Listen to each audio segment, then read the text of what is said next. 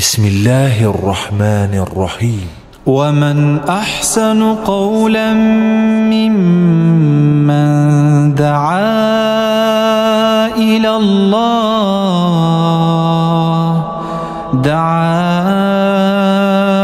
إلى الله وعمل صالحا وقال إنني من المسلمين.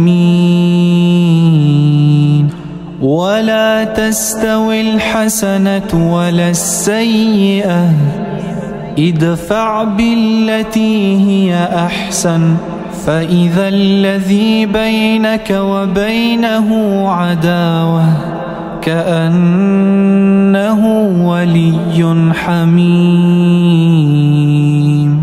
وما يلقاها إلا الذين صبروا وما يلقاها